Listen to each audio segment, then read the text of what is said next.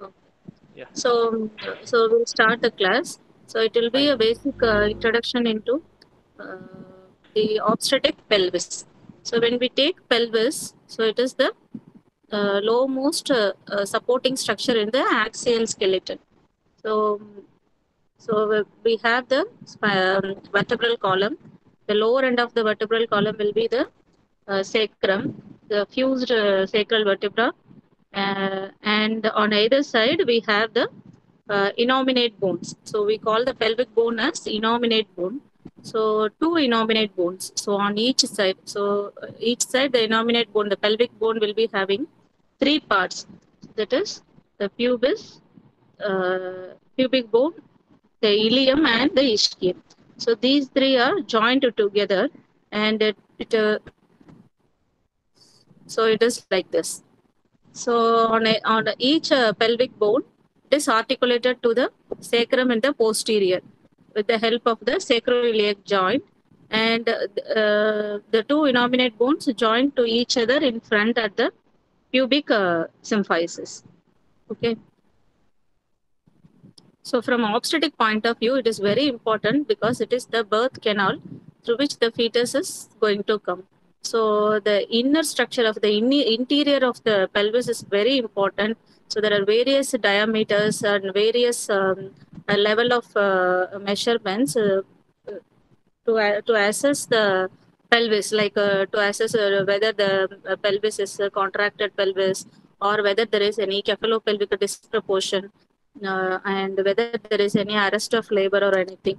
To predict the successful labor outcome, so we should have a sound knowledge about the pelvis.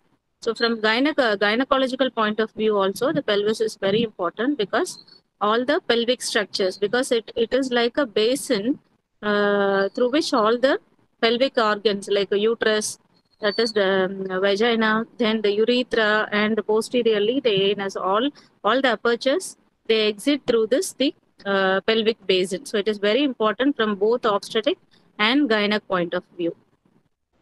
Yeah, yes, ma'am. Now it's visible, ma'am. You're able to see. Yeah, ma'am. Now I'm So able to see. the things marked in the red is the ileum. Okay. So then the green one is the ischium, and the front yellowish green thing is the pubis. So when you look into the pubis, the so it forms the anterior coverage of the pelvic girdle, and the ilium forms the posterior thing, and the ischium forms the basal coverage for the pelvic girdle. Yeah, okay. So as you see on either side, the pelvic, the innominate bone has three parts: the red, the yellow, and the green one. And the top red one is the ilium bone. So basically, it is the top of the iliac crest, and the anteriorly the spines. That is the anterior superior and the anterior inferior iliac spines, and which comes below and joins with the pubic bone and the ischial bone downwards. Okay. So you can go to the next slide. Next, please. So as I said, this innominate bone has three parts: the ilium on the top, ischium and the ischium below, and the pubis in the front. Next slide. So this is the disarticulated pelvic bone. That is the innominate bone. The ilium, the pubis, and the ischium together is called the innominate bone. Innominate bone on either side joined with the sacrum posteriorly and to each other in the front. Okay, next slide. So this is the this is a slide representing the parts of each side, the innominate bone. So anteriorly, so the top we have the ilium with the iliac crest at the top. Then anteriorly, superior iliac spine and the anterior inferior iliac spine. Then we have this acetabulum. It is like a ball kind of thing. So to which the femur head is going to come and join the to make the hip joint. Then the one there is a foramen downwards. This is the obturator foramen through which the obturator vessels will come out of the pelvis. Then the front red one is the pubic bone, and so this is the ischial bone. There are two important structures in the ischial bone. The rest of them we can leave. So ischial spine and ischial tuberosity. Ischial spine, when you take when we are doing pervaginal examination, so in the inner aspect we will be palpating the ischial spine. So whether the pelvis is adequate, the side walls are adequate or not, we will be predicting with the ischial spine only. And the pelvic outlet, when we say pelvis, it will be like pelvic inlet, cavity, and outlet. So these are the parts of the inner aspect of the pelvis. So this is the outer structure we are discussing. When we are doing pervaginal examination, we'll be appreciating the inner aspect of the pelvis. So this ischial spine is very important in assessing the contracted pelvis, whether the pelvis is contracted, whether the pelvis is adequate, whether there is any cephalopelvic disproportion, whether the head can pass through the spine or not. So this is the very important point at which the internal rotation during labor also happens. Then coming to the iliac bone, posteriorly we have posterior superior iliac spine and posterior inferior iliac spine. So this notch which is given, that is the greater sciatic notch, is it is actually like a bay.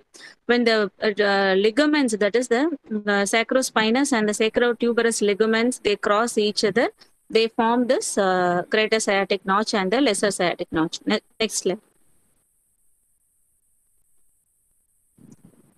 So the four parts of the ilium we should be well thorough with. So anteriorly, anterior superior iliac spine and inferior iliac spine. Posteriorly, posterior superior and posterior inferior iliac spine. So and then in the inner aspect, the concave surface is the iliac fossa, and the outer aspect, all the gluteal muscles are attached. Next slide. Next slide. The ischium, as I told you, two parts are important: ischial tuberosity and ischial spine. Next slide. So pubic bone, you can just leave all the other things. There are two parts: superior pubic rami, inferior pubic rami, and it has a foramen called obturator foramen. Next slide.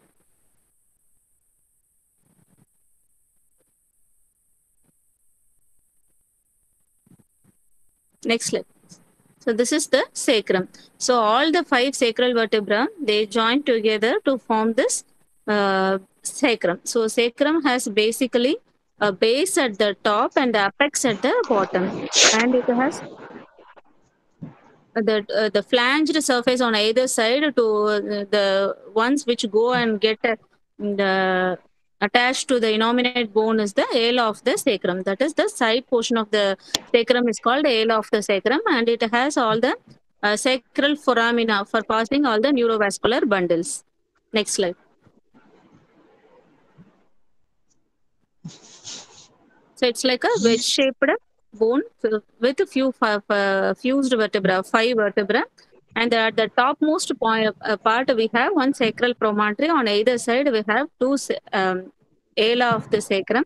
And the sacrum should be ideally, it should be when we do pervaginal examination, the sacrum will be palpated as a hollow of the sacrum. That is, it should be smooth from up down and it should be concave.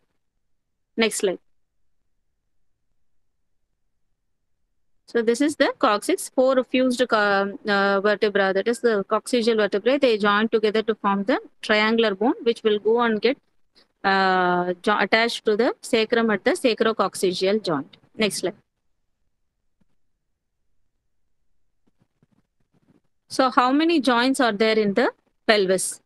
So as I told you, 2 sacroiliac joints on either side. That is the sacrum with the innominate bone on either side. So these are the strongest joints in the body because through them the whole body weight has to be transmitted to the lower limb.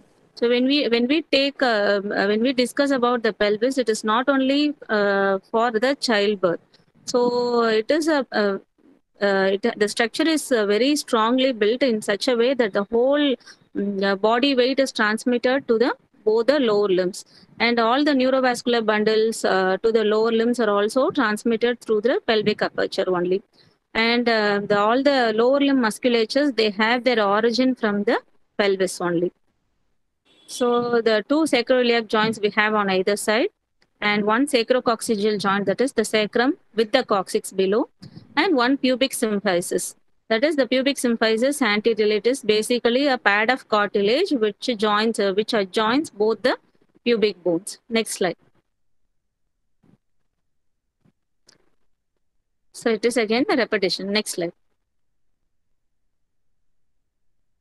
So pelvic ligaments are very important because each joint is held together by ligaments. So the pelvic girdle is built in such a way that there should not be any major degree of movements, because though all are joints, they are connected together with the ligaments. So the mobility is restricted, because if there is any going to be mobility in the pelvis, so there will not be any stability in the lower limb. So there is difficult in moving the lower limb. So all the joint are protected by ligaments. So when we have sacroiliac ligament. Sacroiliac ligament, it arises from the medial surface of the ilium to the sacrum. And the sacrospinous ligament is very important in obstetrics and gynecology. So it arises from the lateral aspect of the sacrum and goes and gets attached to the ischial spines, which is a part of the ischium. And sacrotuberous ligament, it again arises from the sacrum and goes and gets attached to the ischial tuberosity. So then there are other minor ligaments like intertubic ligament and iliolumbar ligaments. This iliolumbar ligament, it connects the iliac crest to the lumbar vertebra. It is above. Okay, next slide. So this previous slide. So when I zoom the picture, do you also get the zoomed one? Sarath? Divya? They won't get, ma'am. They won't get the zoomed picture, ma'am. They can zoom and see. Okay. So when you can just zoom this picture and see. So we have the sacrum posteriorly. On either side, we have the pelvic bones, that is the innominate bone. So this picture depicts all the ligaments in the pelvis. So from the sacrum to the ischial spine, that is the greener one, the inside is the sacrospinous ligament. This sacrospinous ligament is very important in gynecology, that is in pelvic organ prolapse. So to this ligament only we will be going and fixing the vault. So primarily to prevent the prolapse also, again for repairing the prolapse and to prevent the recurrence of vault prolapse, we are using this structure, that is the ligament which arises from the sacrum and which goes and gets attached to the ischial spine. And again, the second thing is from top to bottom you have one ligament on either side, the two fan-like structures. So these are the sacrotuberous ligament. From the sacrum, that is third, fourth, and fifth sacral vertebra, to the ischial tuberosity, we have this sacrotuberous ligament. So on either side, this two sacrospinous ligaments and sacrotuberous ligaments, when they crisscross each other, the bay-like structures are formed. These are called greater sciatic foramen and lesser sciatic foramen. Next slide. So when we take the proper pelvis from the obstetric point of view, so it is divided into false pelvis and true pelvis. The false pelvis above and the true pelvis below. So far we have seen the basic pelvic architecture, that is what are the bones and what are the joints and what are the ligaments. And now we are coming to the proper obstetric discussion. So next slide. So false pelvis is above that is the pelvic brim. So it doesn't carry any obstetric importance. So it is basically on either side it is bounded by the iliac crest. Posteriorly this lumbar vertebra, and anteriorly there is no skeletal support. Only anterior abdominal wall forms the support for the anterior wall of the false pelvis. Next slide. The true pelvis is below the pelvic brim. It is basically the pelvic cavity through which the fetus has to pass through. So when we are talking about pelvis in obstetrics, it is basically true pelvis, because this false pelvis we cannot clinically assess also, and it doesn't carry any importance in predicting the labor outcome also.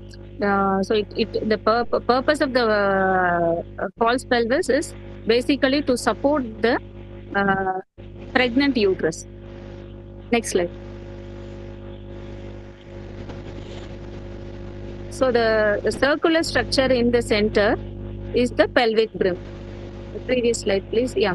So now focus on to the central aspect of the pelvis. That is the circular structure.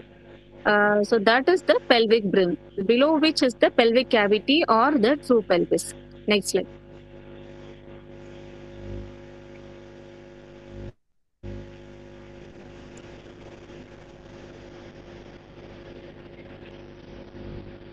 So in this pelvic brim it should be ideally round in structure to facilitate the smooth labor outcome.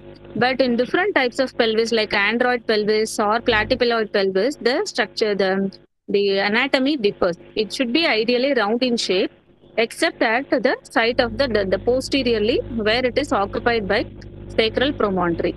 So basically, the pelvic brim is anteriorly bounded by both the pubic bones. On either side, as it continues as that is the linea terminalis we call.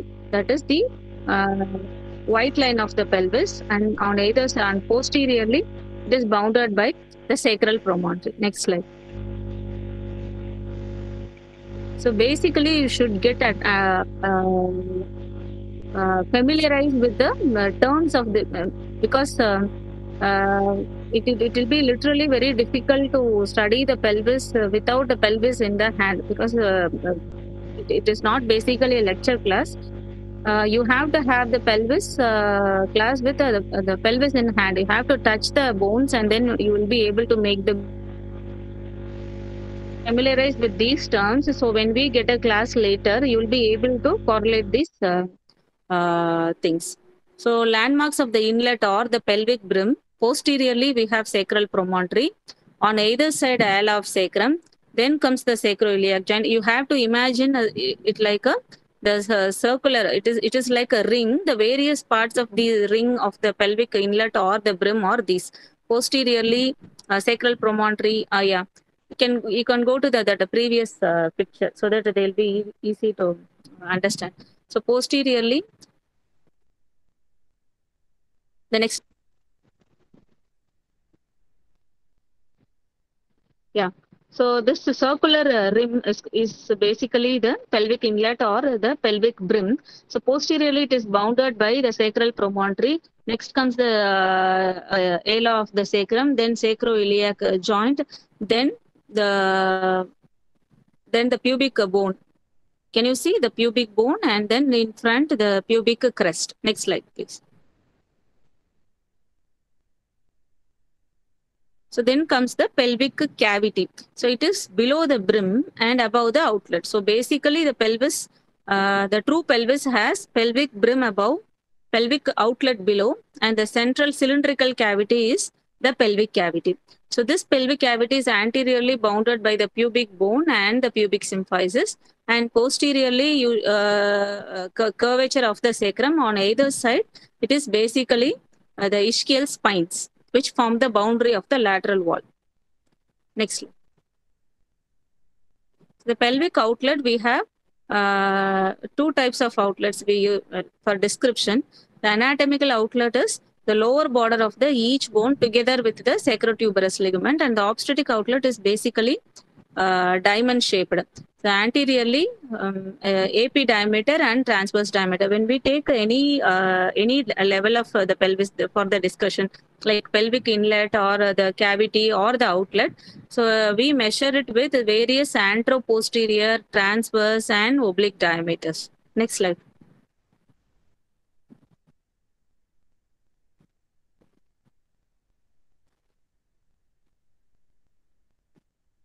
So pelvic muscles. So what is the muscle of the pelvic floor? Does anyone know? The Levator muscle ani. of the Levator ani. pelvis floor is formed by, Levator ani. It yes, consists of levator three. ani. So the parts of the levator ani are Puborectalis. Pubococcygeus, pubococcygeus, and pubococcygeus and iliococcygeus, basically. And posteriorly, the defect is covered by the piriformis. So you have to imagine like the pelvis, that is the bony pelvis is so far we have been discussing, and the base of it is basically like a muscular basin. It doesn't have any bony support at the base. Okay, so then what will happen? All the pelvic organs can get prolapsed through the pelvic basin. So what is the protective mechanism against this prolapse mechanism? So that is the axis of the spine and the axis of the pelvic bone is not parallel. Okay. So when you take a, we can see it with some other picture. So the spine forms 60-degree with the pelvic bone. So when you take so all the central transmission of the forces is not transmitted directly onto the pelvis. So it is basically the anterior pelvis which forms the lower boundary. Next slide, please. So for all the levels, we have pelvic cavity, inlet and outlet. So there is posterior, transverse and oblique diameters. So when you see like the ideal female pelvis is gynecoid pelvis. The gynecoid pelvis, the inlet is the round, the pelvic cavity is very spacious, curved from above downwards and side to side, so that it will facilitate a smooth labor process. And so when you take an ideal pelvis, the diameters will be like this. So at the inlet, the anteroposterior diameter is 11 centimeter. From side to side, it is 13 centimeter. And oblique diameter is measured from sacroiliac on side to the iliopubic eminence on the opposite side. The iliopubic eminence is basically the junction between the pubic bone and the ilium. Next slide. So these are the pelvic diameters. So at the inlet, the very important diameter is the obstetric conjugate. So what is obstetric conjugate? It is the ideal available space, that is the anteroposteriorly. So it is measured from the tip of the sacral promontory posteriorly to the most bulging point on the back of the pubic symphysis. So it is basically the inner aspect of the pubic symphysis to the inner aspect of the sacrum posteriorly. So this will be the available space for the fetus to pass through. So this will be the anteroposterior diameter at the inlet. But will we be able to measure it clinically? That is the innermost aspect of the sacrum to the innermost aspect of the pubic symphysis anteriorly.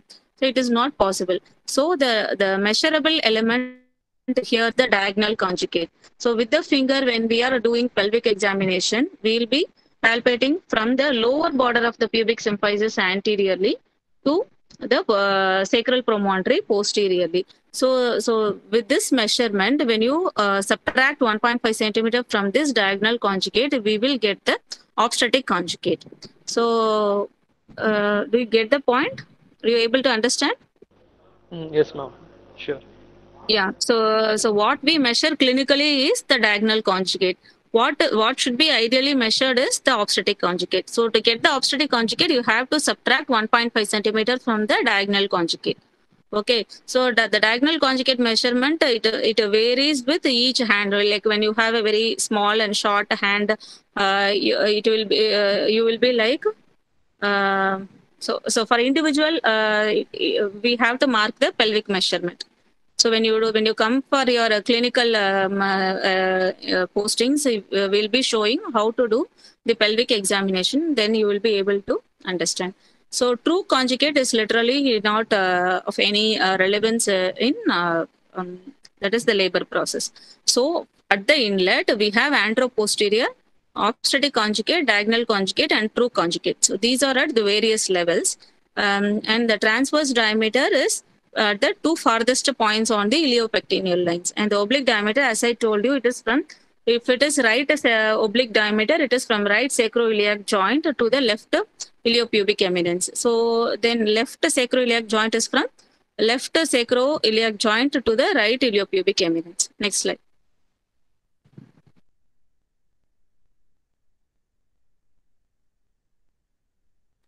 The pelvic cavity. The pelvic cavity should ideally be round and all the diameters should be 12 centimeter. But even in very well rounded, that is the gynecoid pelvis, we are not seeing this kind of rounded configuration throughout. So it varies. So ideally it is 12 centimeter on all the diameters. Next slide. So then coming to the pelvic outlet. So when we have seen in the pelvic inlet, the anteroposterior diameter is 11 centimeter and the transverse diameter is 13 centimeter.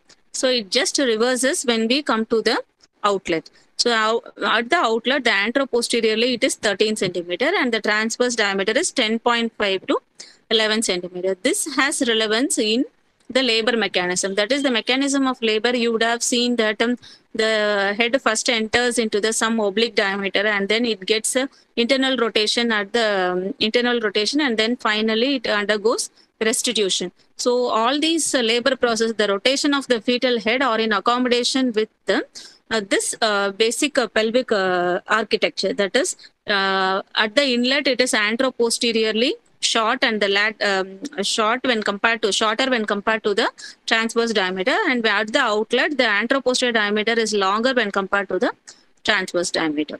Next slide. So then coming to the classification of the pelvis, we have basically four, this is called Caldwell and Malloy classification, four major types, that is the gynecoid, android, anthropoid and platypaloid.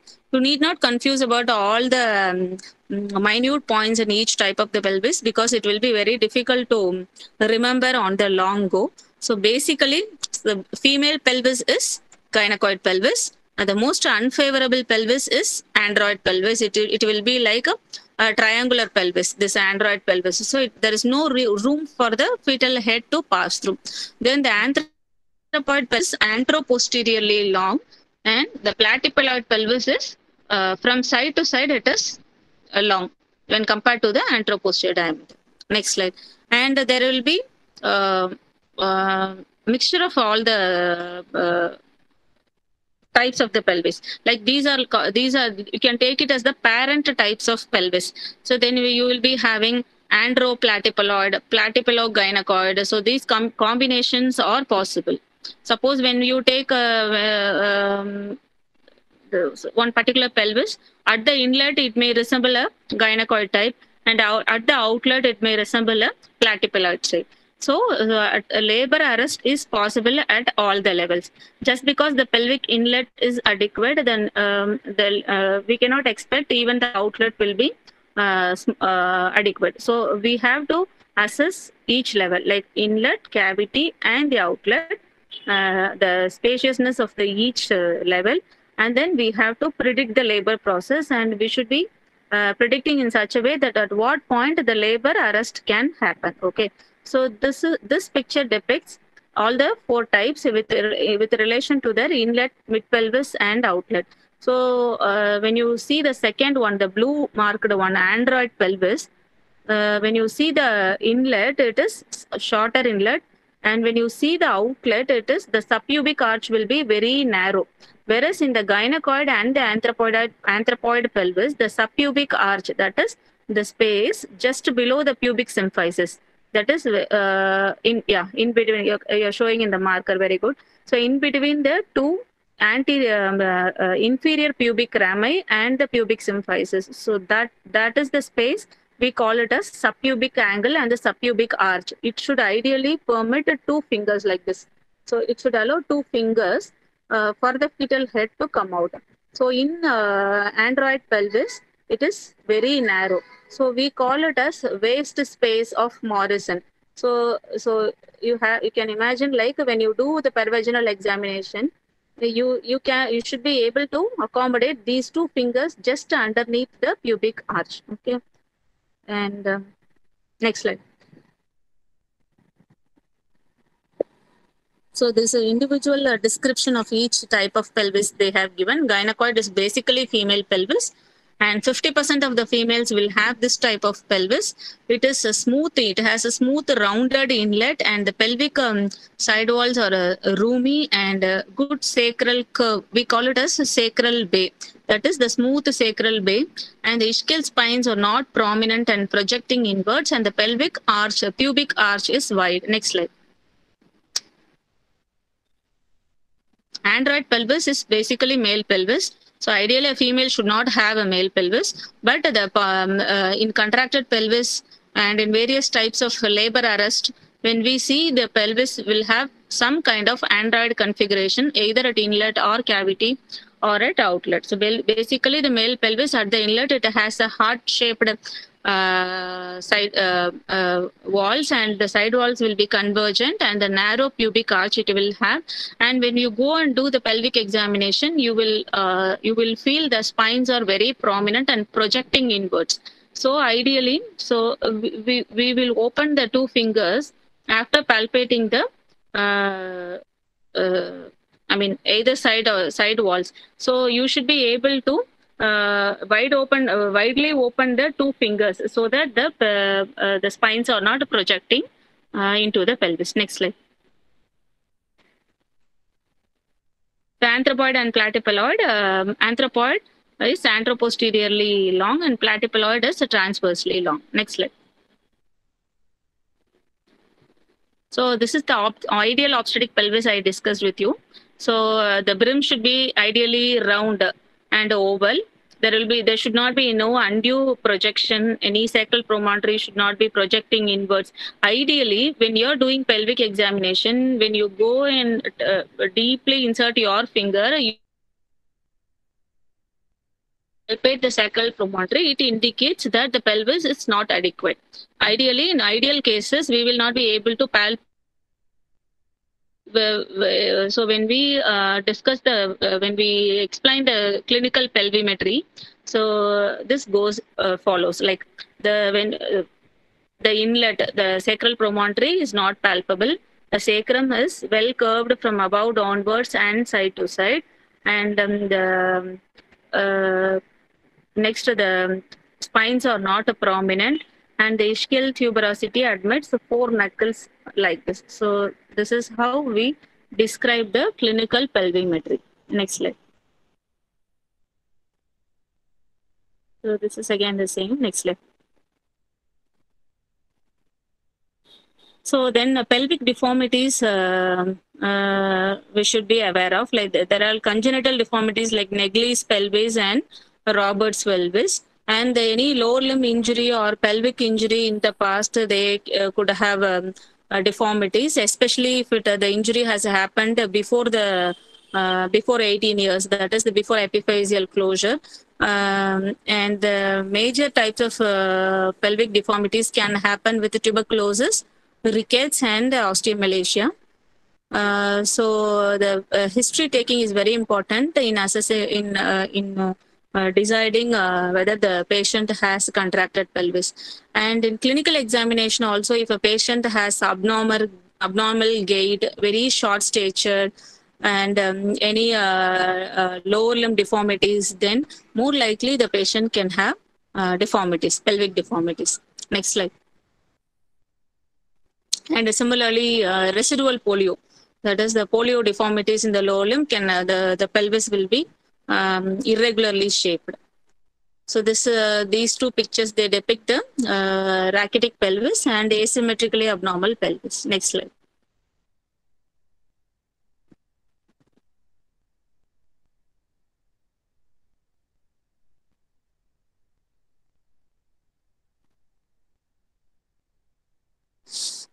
So that's all with the pelvis.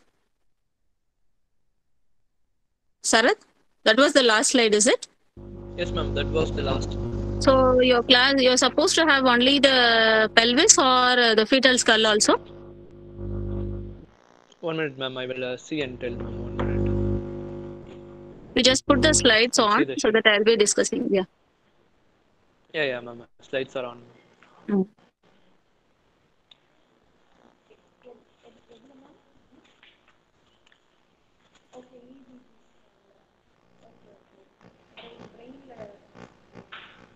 I've checked, ma'am. It's only anatomy of pelvis. It's only pelvis. Yes, ma'am. Anatomy of pelvis. Yes, it seems, ma'am. Yeah. Okay. So Okay, any ma'am. doubts you have? Anyone has any doubts? Ma'am? Any doubts? Ma'am, what is the waist space of Morris you're talking Yeah, about? waist space of Morris is in the I mean like subpubic arch. I was telling no. So Yes. If it is well adequate, it should be like it should allow a space of like 1 rupee coin. If I go and keep it and in the subpubic arch, no, that that uppermost that upper diameter of the rim of the coin should touch the subpubic arch. So there is no waist space. Okay. So if it is like, let me explain you with some picture.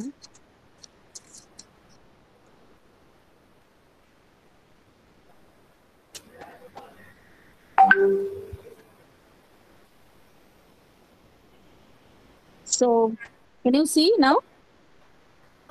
1 minute, ma'am. I'm just switching the back camera. Yes, ma'am, I can see. Yeah. So this is the subpubic. That is the subpubic arch. Okay. Yes, So when ma'am. I go and keep a 1 rupee coin here, it should go and get snugly fit inside if it is adequate.